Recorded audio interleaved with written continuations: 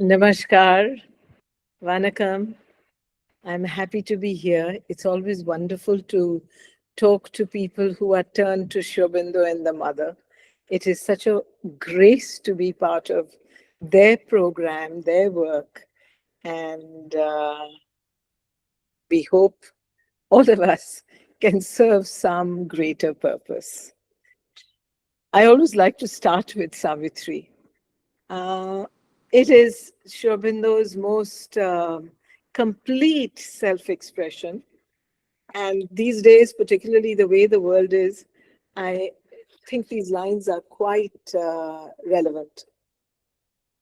Thus will the masked transcendent mount his throne when darkness deepens, strangling the earth's breast, and man's corporeal mind is the only lamp.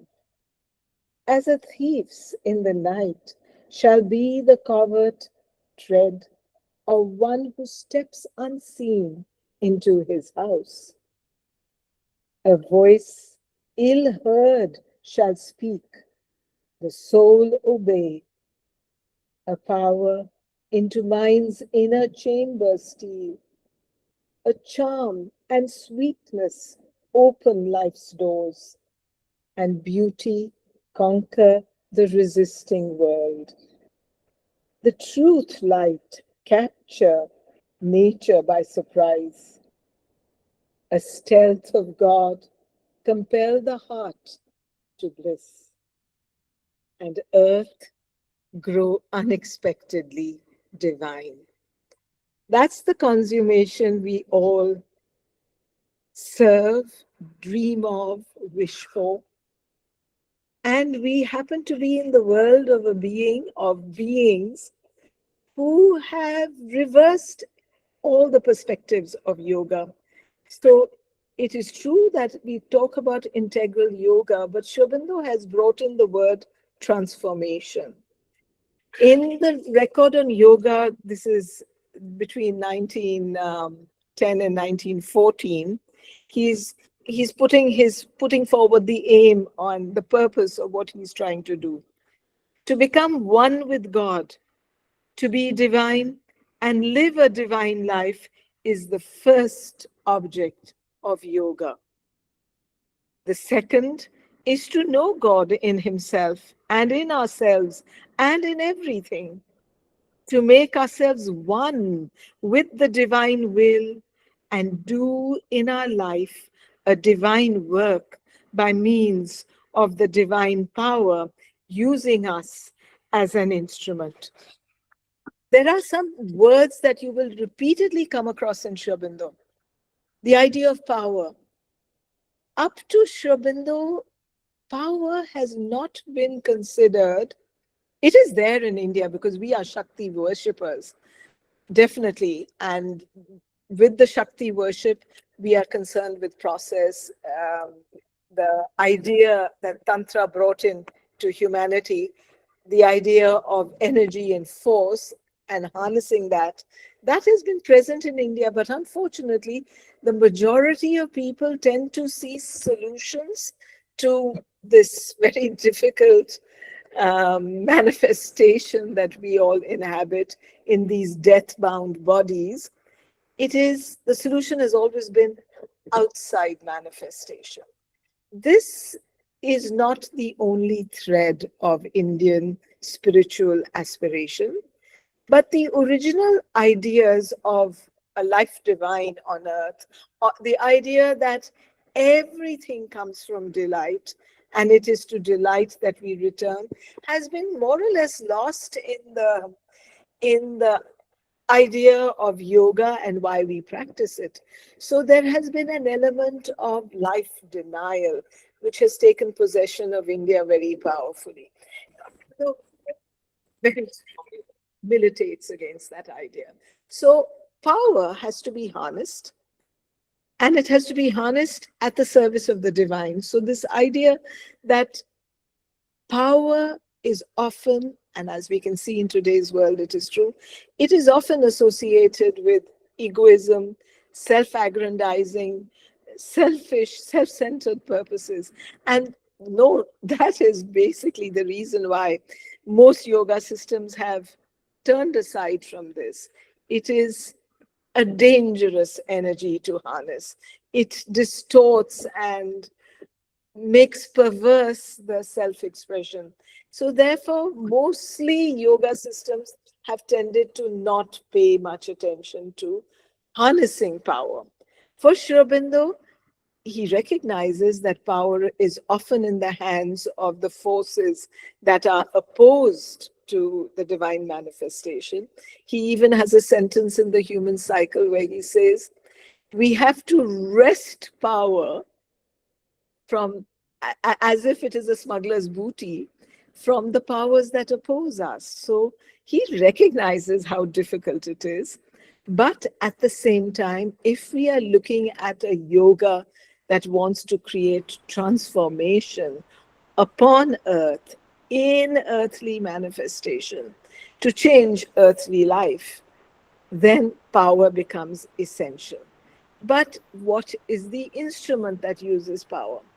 The other thing that's very, very interesting in Sri Aurobindo is that he recognizes, as does Mother, that any individual, and there have been individuals through history, through in every corner of the world, who have risen to the heights. We tend to put them on a pedestal. We tend to make them into gods. We tend to worship them. It's easier for humanity to worship than to become. But the idea that someone who's risen to the heights is an example of something we have to do has not been generalized. So we have not yet achieved a sufficient critical mass for the transformation to be visible. For Sri Aurobindo and Mother, it is essential that there is a sufficient collective development that can hold the power of the new consciousness. Mother says at some point in time, she says the consciousness is like a ladder. And at each stage, she speaks about the great beings of the past who have brought in something new into manifestation. And at each stage, something new has been brought about. She even, in one of her conversations, she talks about, okay, what did the Vedic rishis seek? And she says they sought immortality. But immortality in which way? In bodily manifestation? Perhaps that was not possible at that time. She looks at the Buddha. The Buddha is very, very troubled by the impermanence of manifest life.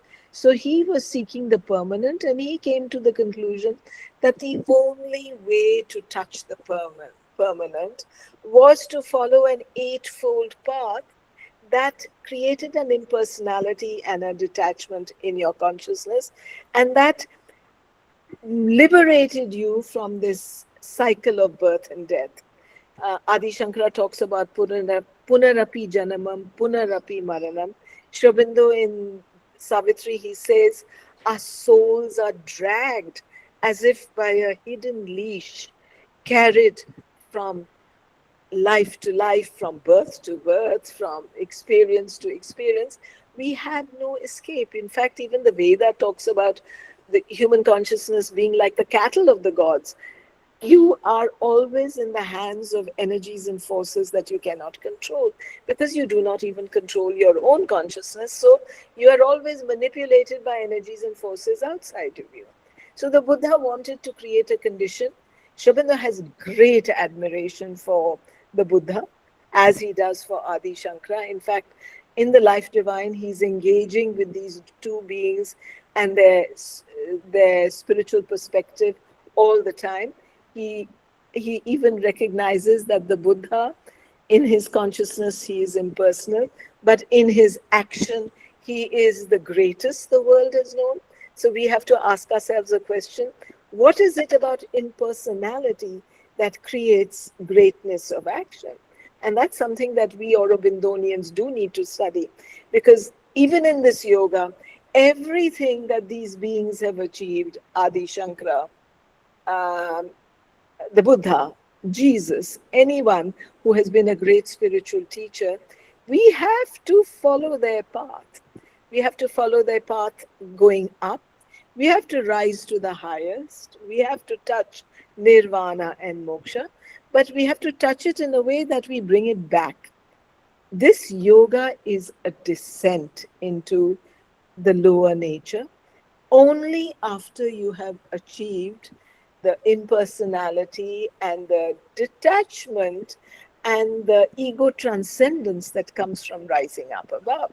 So each ascent is merely a means and a power and an energy and a force that makes you come down. And because you have to come down, we are individualized on the plane that we normally live in, mind, life, and body. And there is a certain level of individualization. Actually, we are like a marketplace. Things are coming into us from all sides. But there is a certain sense of habitual individuality.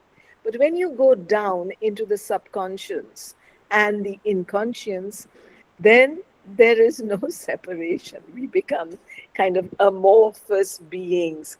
So when you go down, it's like going into the Augean stables. The work of cleaning is endless. You have to constantly redo, return to, rework what you have already tried to solve endlessly in your personality. And therefore, until everything is done, actually nothing is done. So one of the very interesting experiences of Sri Aurobindo's yoga is that until we have achieved the irrevocable transformation, we are just beings in process.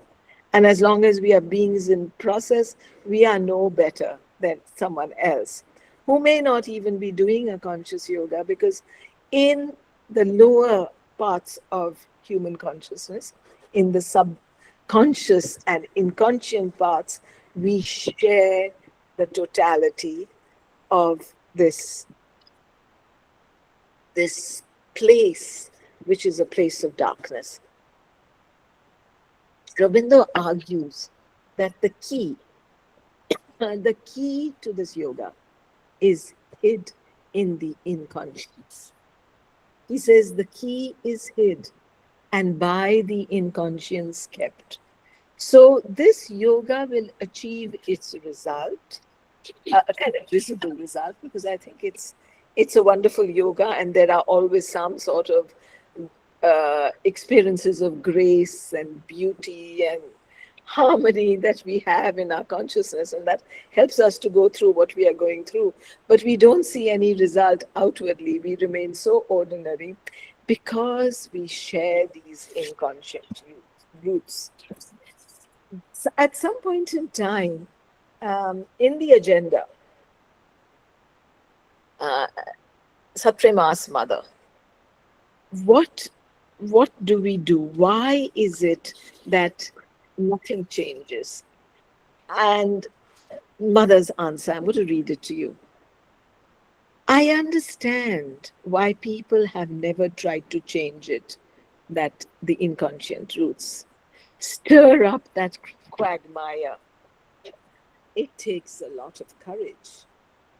Oh, it's so easy to escape. It is so easy to escape. So easy to say, none of it concerns me. I belong to higher spheres. It doesn't concern me. Anyway, it's obvious that nobody has succeeded so far, not a single person. And I understand. I understand. When you find yourself face to face with it, you wonder, how could anything possibly withstand this? So, Saprimasa, is it necessary to descend? Can't these forces be acted upon from above? So she says, act from above? Mopati, my child, I have been acting from above for more than 30 years. It changes nothing. Or if it changes, it doesn't transform. By acting from above, one can keep things under control. hold them in place, prevent them from taking any unpleasant initiatives. But that's not. To transform means to transform. Even mastery can be achieved. It's quite easy to do from above. But for the transformation, one must descend, and that is terrible. Otherwise, the subconscious will never be transformed. It will remain as it is. One can even pose as a Superman. Mother laughs. But it remains like that, gesture in the air. It's not the real thing. It's not the new creation. It's not the next step in terrestrial evolution. So that is trenchant and clear. And then actually in one of the later agendas, she says, to be able to receive the new consciousness, because there is a new consciousness that is manifest since 1956 and it's active. By the time you get to 1969, it has become almost a being, uh, uh, something that's a little bit more personalized and active in the earth consciousness, benevolent but active. And speaking of receive this consciousness, to be able to receive the new consciousness without deforming it, one must be able to stand in the light of the supreme consciousness without casting a shadow. So, what is the shadow? The shadow is the ego. So, in this yoga, there's a kind of a triple movement. The first movement is, and that's another thing that you find magical in Sri Aurobindo, he talks about this double soul.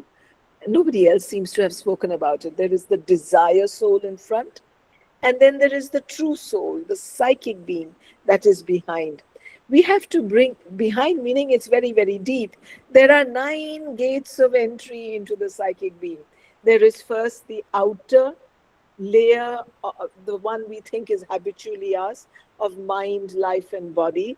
Then just behind, there is the inner mind, life, and body. These 6 entities constitute the side of us that's Prakriti.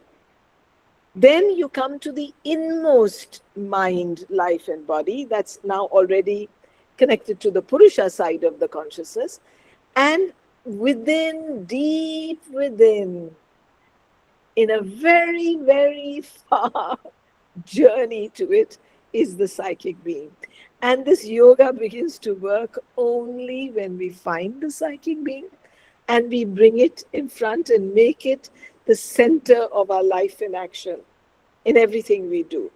That's the first necessity. That's the first necessity Mother has given to the Aurovillians. The first necessity is the inner discovery, to find out who we truly are.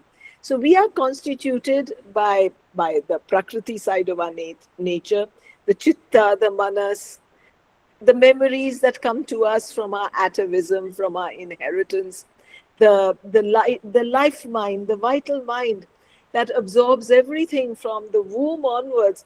We absorb what our parents give to us, what our culture, what our environment. All this is not who we are. We are a soul, genderless, free, not at all bound to all of these things. That's the first transformation, to bring the psychic being in front.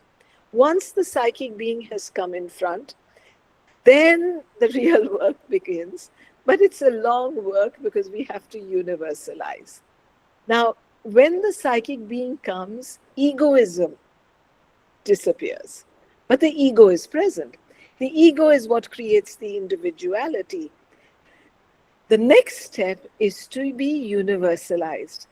The very last message Mother gave, she used to give New Year messages, and her New Year messages, all her public messages, are in action, because Mother is a force in action. Everything she says is an action and manifestation.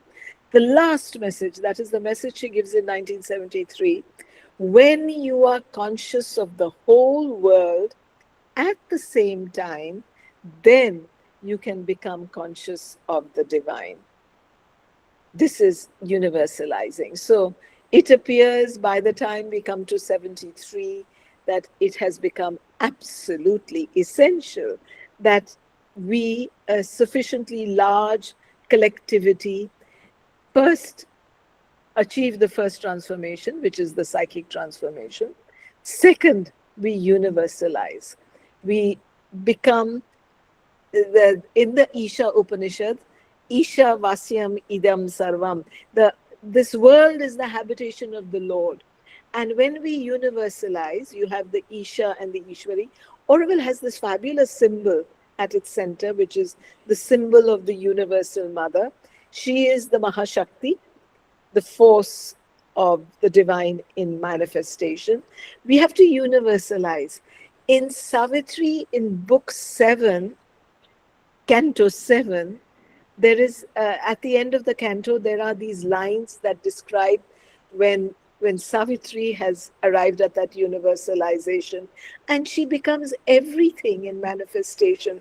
She doesn't remain inside this little physical carapace that completes us and is the limit. It's kind of a fortress that prevents us from being attacked by things outside, but it also prevents us from meeting the universe in its totality.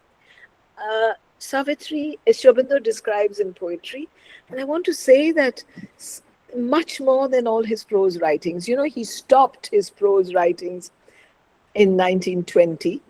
After that, he withdraws into his room in 1926. And then the only prose writings we have are his letters. There are many, many volumes of his letters which are worth reading because he was spending 12 hours a day answering letters. Every question that the disciples asked, he was patiently writing the letters because those letters were like a physical action on the body and the consciousness of the disciples through the 30s. Then when the war comes in the 40s, the yoga takes another turn. So there are different turns in the yoga. You know, we should ask ourselves, Sri Aurobindo came to Pondicherry in 1910. He left his body to be in the subtle physical world. He's there, and his aid is actively available to anyone who can come in touch with that consciousness. There are rules by which you can come in touch with that consciousness. You cannot just be an egoistic consciousness. So he spends 40 years in Pondi. What was he doing? And that's what we have to ask ourselves. There was an evolution, and there was an evolution of the yogic processes. So from 1910 to the Arya period, which is between 1914 and 1920, that's one period. Then 1920, the mother returns, something changes. 1926, he has his great Siddhi of the 24th of November 1926. And now the real work can begin, the real work, which means the action on material transformation. And Mother and Sri Aurobindo launch it together. Then there is a period till about the 30s, which is a kind of a golden period in the ashram. Mother is bringing down energies and forces, which she finally dissolves. By the 30s, Sri Aurobindo and Mother have made the choice to go down. It's no longer rising up. The rising up is merely the first step in the coming down. And I want to read you so that you understand how how how dangerous, how frightening, and not to frighten you, but just to make you be aware of the demand that this yoga makes. Our souls have signed up for this. Sometimes our outer natures don't even know why we've signed up for this. I know many friends who would have preferred the traditional yogas because they're so much easier. Sri Aurobindo's yoga is literally impossible. This is from one of Mother's prayers and meditations, and it's dated the 24th of November 1931. So clearly, this is a moment, this prayer represents at least one material expression of the descent into night, into the Nishians. In Sri Aurobindo's poem, The God's Labor, you encounter his description of that, and it's worth reading to understand. So 24th of November 1931, one of Mother's prayers. O my Lord, my sweet Master, for the accomplishment of thy work, I have sunk down into the unfathomable depths of matter. I have touched with my finger the horror of the falsehood and the inconscience. I have reached the seat of oblivion and a supreme obscurity. But in my heart was the remembrance. From my heart there leaped the call which could arrive to thee. Lord, Lord, everywhere thy enemies appear triumphant. Falsehood is the monarch of the world. Life without thee is a death, a perpetual hell. Doubt has usurped the place of hope, and revolt has pushed out submission. Faith is spent. Gratitude is not born. Blind passions and murderous instincts and a guilty weakness have covered and stifled thy sweet law of love. Lord, wilt thou permit thy enemies to prevail? Falsehood and ugliness and suffering to triumph? Lord, give the command to conquer, and victory will be there. I know we are unworthy. I know the world is not yet ready. But I cry to thee with an absolute faith in thy grace, and I know that thy grace will save. Thus my prayer rushed up towards thee, and from the depths of the abyss I beheld thee in thy radiant splendor.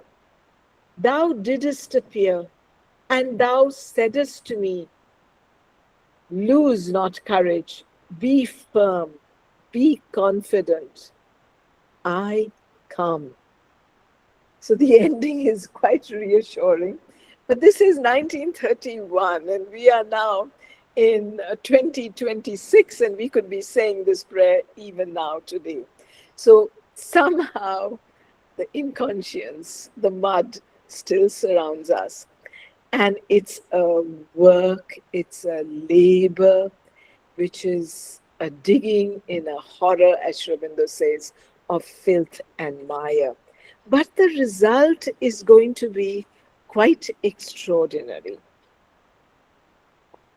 Sri Aurobindo, in his evening talks, he says, it is a Herculean labor, for when one enters there, it is a sort of an unexplored continent.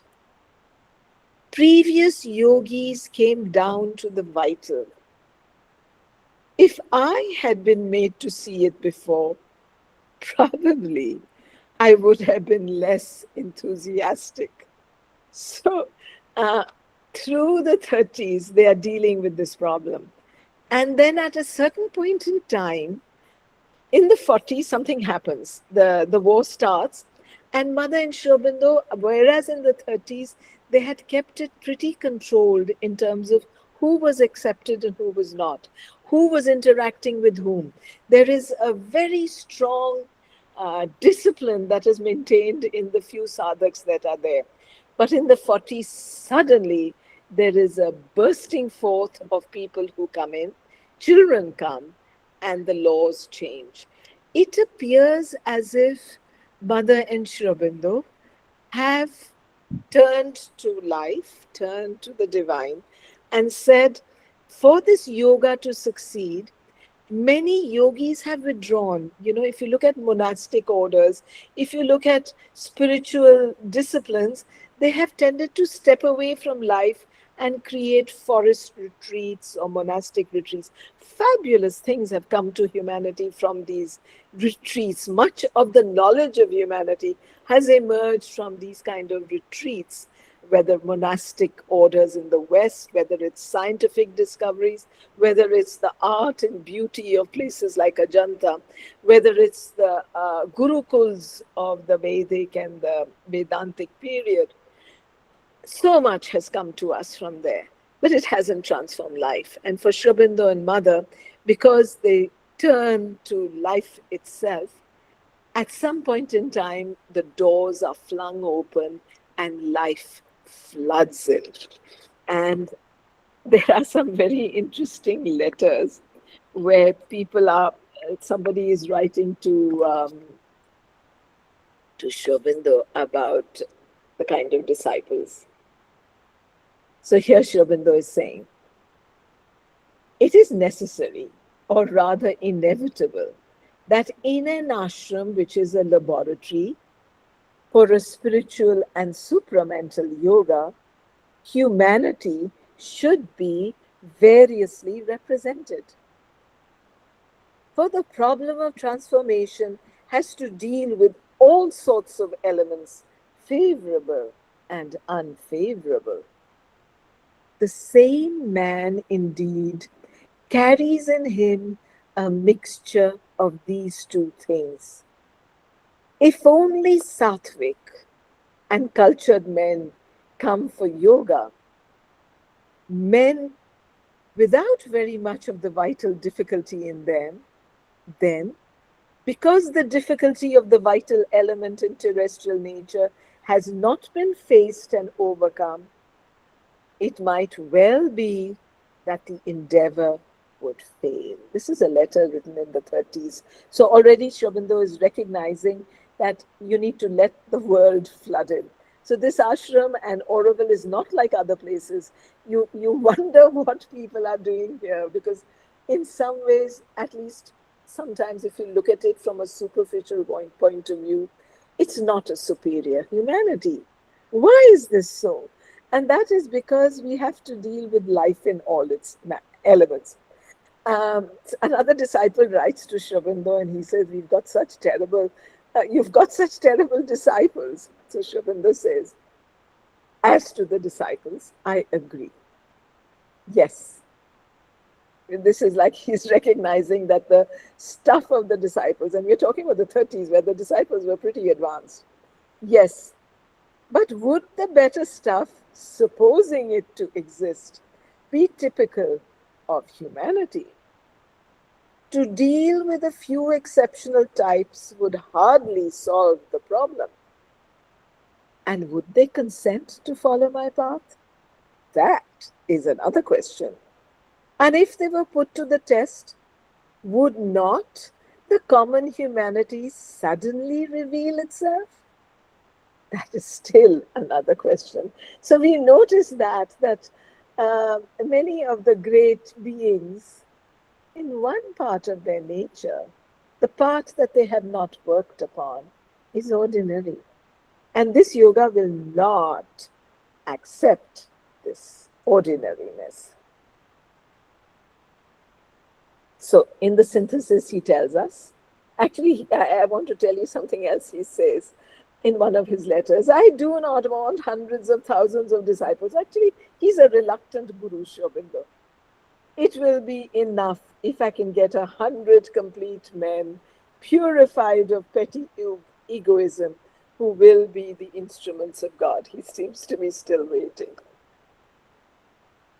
In the synthesis, he says, for the seeker of the integral yoga, accepting life has to bear not only his own burden, but a great part of the world's burden too, along with it, as a continuation of his own sufficiently heavy load. Therefore, his yoga has much more of the nature of a battle than others. But this is not only an individual battle. It is a collective war waged over a considerable country. He has not only to conquer in himself the forces of egoistic falsehood and disorder, but to conquer them as representatives of the same adverse and inexhaustible forces in the world. Their representative character gives them a much more obstinate capacity of resistance, an almost endless right to recurrence.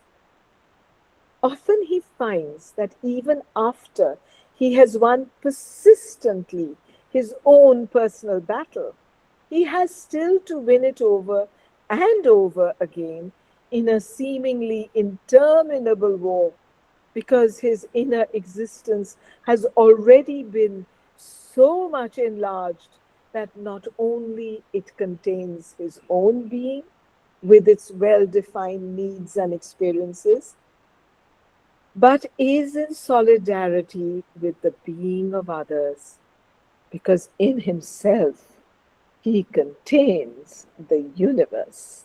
And then here's something from Mother. If you walk on the path that is ready, for it is the same with paths as with beings, some are ready, without having the patience to wait for the rest of the creation. That is, if you realize something very close to the truth as compared to the present state of the world, what will happen? The disruption of a certain whole, a break not only in the harmony but in the equilibrium, because a whole part of the creation will be unable to follow. And instead of a complete realization of the divine, you will have a small local realization, infinitesimal, and nothing of what must eventually be achieved will be achieved. Moreover, if you want to do the work in a solitary manner, it is absolutely impossible to do it in a total way, because every physical being, however complete he may be, even if he is of an altogether superior quality, even if he was made for an altogether special work, can only be partial and limited. He represents only one truth, one law in the world. It may be a very complex law, but it is still only one law, and the totality of the transformation cannot be achieved through him alone, through a single body. Alone, you can attain your own perfection. You can become infinite and perfect in your consciousness. The inner realization knows no limits, but the outer realization, on the contrary, is necessarily limited. So that if you want to have a general action, you need to have a minimum number of physical individuals. So, this is the issue of the yoga, to create a critical mass, to create in time and in space a sufficiently large collectivity that could rise or offer its body, because we can't do this yoga. The yoga is done in us. This is a yoga of surrender, of giving. And then the divine Shakti comes into you and she does her work in you. It is not a yoga. The personal effort is of aspiration, of surrender, of sincerity, of self giving. That's the personal side of it. But the action of the yoga is done in you. And it requires you to almost mark time until a sufficient collectivity has stepped forward and something is settled in the material life of humanity. So, this wonderful yoga that we are part of, it's a yoga of transformation, but there are laws of the transformation, and we do need to fulfill those laws for any kind of result to be effective. So, right now, we are living in a world where the mud seems to be rising up. So, the most optimistic conclusion we can come to is that the inconscient is being churned, and things that the moral, ethical consciousness of humanity covered up and layered over with kind of this sattvic consciousness. Everything is emerging. It's there for all of us to see. And humanity is not very pretty. So our aim is to transcend our human condition, but the only way we can transcend it is to accept that we belong to ordinary humanity. And until everything is done, nothing is done. And actually, it's very liberating to inhabit that consciousness. There is a kind of a, Shravinder talks, he quotes the Upanishad, and he says there is a kind of a subtle ether that inhabits this earth consciousness, and it's an ether of delight. And the only reason why we can continue to be and to do in this world, which is death bound and full of sorrow and suffering, uh, is because delight is the secret stuff, as he says in Savitri, of all that lives. And we inhabit in our deeper consciousness this ananda, this delight. And the psychic being is the key to helping you to get in connection with that side of your nature, the side which creates the delight. In Savitri, he says, the number of times he talks about bliss. Bliss is the secret stuff of all that lives. A hidden bliss is at the root of things. All's miracle here and can by miracle change. And I love this ending in the epilogue of Savitri, where Savitri has rescued, has won back with her power Satyavan, who is the symbol of the soul of the earth, and they are walking back to the hermitage. And somebody who sees her says, "Something has changed inside you."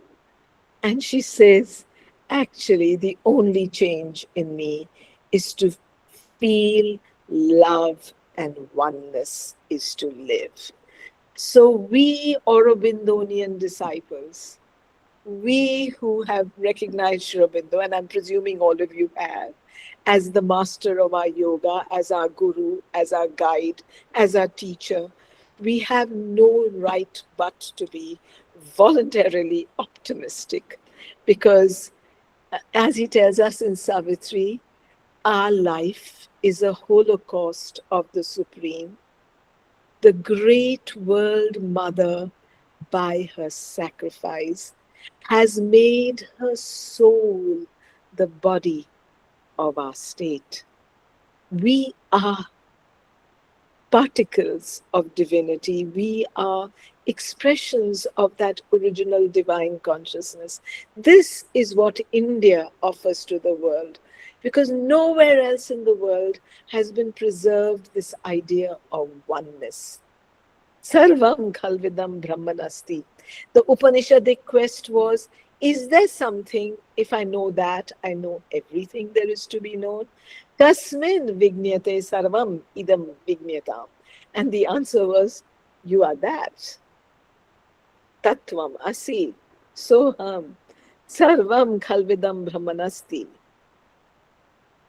This is the key, to recognize that one of the master ideas of Indian spiritual thought, but now to harness that master idea into transformation of life, that we already have a secret oneness and we have no right to liberate our little individual self unless the whole world or a sufficient mass of the world is lifted up so that something has settled into the earth consciousness.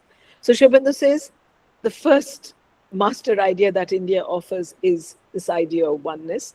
But India has also offered a means to come in contact with this oneness, and that comes under the generic term yoga. Now, yoga can be practiced in many different ways. Sri Aurobindo calls his yoga integral because not only does it combine all the yogas that have ever been offered into humanity, whether in the East or in the West, all the yogas have to be combined to create integrality. And integrality is not a juxtaposition of this plus this plus this, it's an approach of wholeness, a completeness, and a reversal of perspective.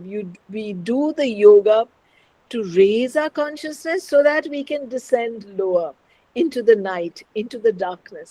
There are these wonderful stories that exist about the sun in the darkness, the Martand, the one that is hidden in the darkness.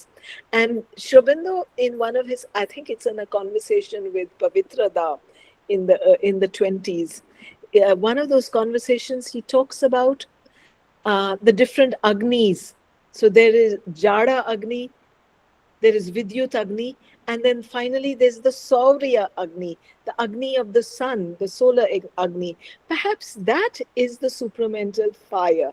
And if we can light it in our consciousness, then everything can change. But nothing is changed until everything is changed. So that is what I wanted to say about the yoga of transformation. There is other stuff I can say, but this is pretty dense already. Can I stop now? Would you all like to ask some questions, or can we have a discussion? What would you suggest? Let me make a small brief summary of whatever you have spoken. I'll also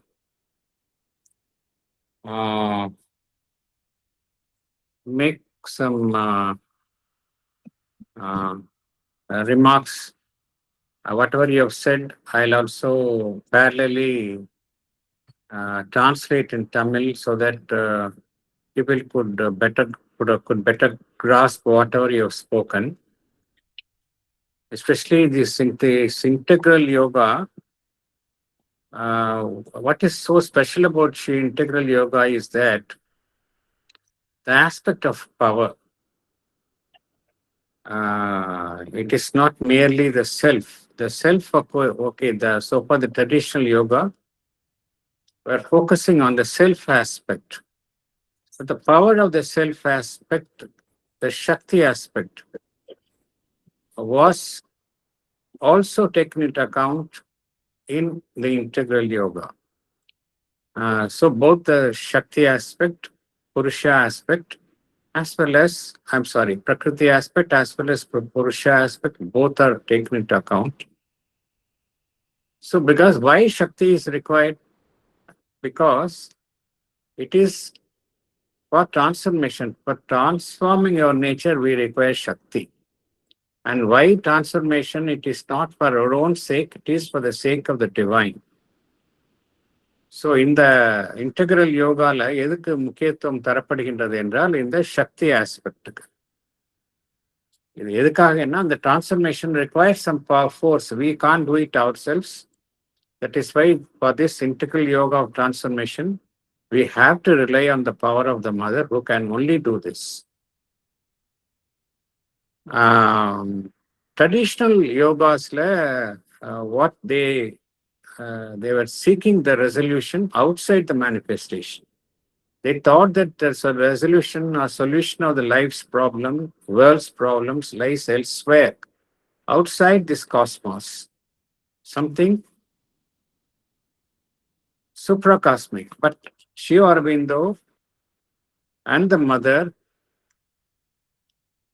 laid emphasis on resolving the issue right here in the earth. So this is something unique about this yoga. And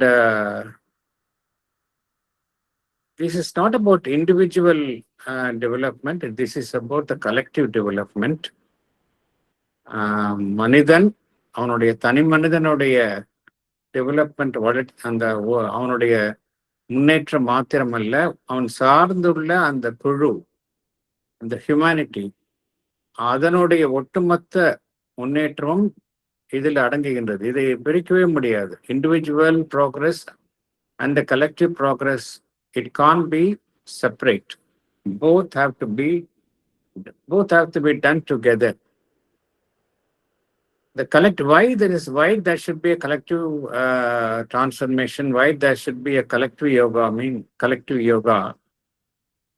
Because unless the collectivity is prepared, you will not be able to hold this power in the earth atmosphere. And the transformation would not be a complete transformation. Here, what is the unique aspect of this yoga is that we not we uh, we not only ascend towards a higher consciousness, but also bring down the consciousness into a lower terms. The descent is also very important. By the power of the descent, we are able to transform all our lower terms, and each ascent brings along with it uh, a power to come a descent. And this yoga is said to be complete unless everything is transformed. There should be an irrevocable transformation. That is our ultimate aim. And Mother has clearly stated that for this transformation, it's not enough that we must work from above. We have to work from below, from down to the inconscient. That is what the Mother and Sri Aurobindo have done. Uh, as an individual, what we should do is we should aim for this inner discovery of a psychic being. That is the first step in this yoga. And there should be psychic transformation. We should bring our mind, life, and body under the influence of the psychic being. Why there should be a collective? It's a collective battle because the individual, even if the individual attains a perfection, again the whole universe is contained in him. So unless the universe and the collectivity is transformed, his individual perfection will be incomplete only because the individual contains in himself the universe, all the elements of the universe. And inner realization may be perfect, One may attain perfection in his inner realization, but the outer realization should be the ultimate. Only then the transformation can culminate into a collective transformation. And for this, there are certain laws. Once one should observe these laws in order to do this transformation. And Sri Aurobindo has clearly stated that unless everything is done and nothing is done, so he is aiming at a complete transformation of the matter, ultimate transformation of the matter. Unless the matter, that is our body, which is transformed, and we attain this material immortality, the transformation is not said to be complete. And but the world as it is, it's very, it's very, it's not very bright. It's, the way we see the world affairs, it's not very promising. So one tend to get dejected. Uh, for that, we should be a voluntary optimist, as the Mother says. And this integral yoga, the specialty of integral yoga, it's not a common mixture of all the yogas. One should not be carried away by this term that it combines all the yogas. It doesn't combine all the yoga, but it carries in it all the essence of all the yogas. So that is what Sri Aurobindo says. But yet, one can ask how one can do this collective transformation. How is it possible? How I can at the most transform myself, but how can I expect the collectivity to transform? For that, the Mother has given certain reassuring words. Mother has stated that the field of work is within you. The field of work, what we should concentrate is that the field of work is the region. The field of work is within you. You have to work on it. Slowly, you can enlarge the scope of your development to others. And upon Savitri also we come across a line, one man's perfection can still save the world.